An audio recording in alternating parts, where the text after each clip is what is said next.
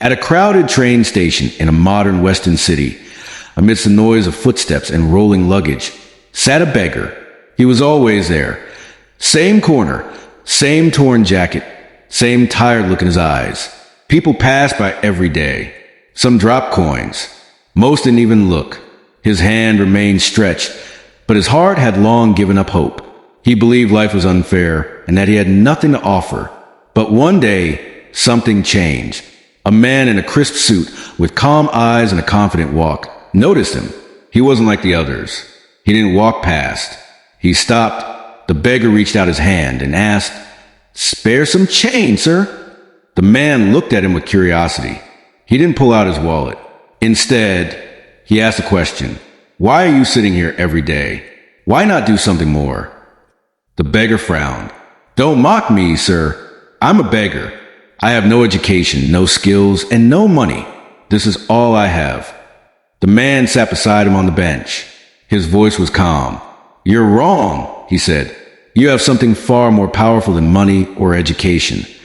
The beggar looked confused. "You have your thoughts," the man continued, "and your thoughts create your life." The beggar scoffed. "Thoughts won't feed me." The man smiled. "But they will shape your future. What you think, you become. If you keep telling yourself you're worthless, life will treat you that way. But change your thoughts, and you change your world." He stood up, took out a $10 bill, and placed it in the beggar's hand. "Start small," he said, "but think big. Ask yourself not what you lack, but what you can give, even if it's just a smile, a story, or a flower." And just like that, he walked away. The beggar stared at the bill, and more importantly, at the message that echoed in his head. Ask yourself what you can give. That night, the beggar couldn't sleep. For the first time, he wasn't thinking about food. He was thinking about thoughts. "What do I have to offer?" he asked himself. He looked around. Near the train tracks, some wildflowers were growing.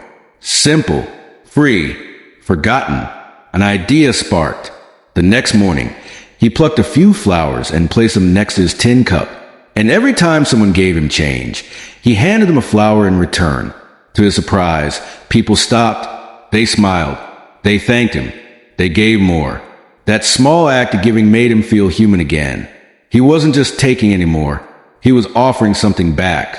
Over the next few weeks, his reputation at the station changed. He became a flower guy. People looked for him. Some even came just to see what flower he had for the day. With the extra money, he began buying better flowers from a local market. He arranged them in small bundles. He learned to wrap them nicely with recycled paper and a ribbon. He had become a vendor, not just in trade, but in mindset. Months later, he no longer sat on the ground. He had a small wooden stall. He greeted commuters with a smile, a flower, and a kind word. He had changed his thoughts. And life had changed with them. One morning, a familiar figure walked through the station. It was the same man in the crisp suit, the one who had given him the $10 bill months ago. He stopped in front of the flower stall, amazed. The former beggar, now a well-dressed florist, smiled. "Good morning, sir. Remember me?" The man stared for a moment, and then his face lit up. "You," he whispered. The florist nodded. "You told me to change my thoughts. And I did. I stopped telling myself I was a beggar. I started believing I could give something, even if it was just a flower. And that belief changed everything." The man placed his hand on his shoulder and smiled. "I didn't change your life. You did. All I did was plant a seed in your mind. You watered it with action."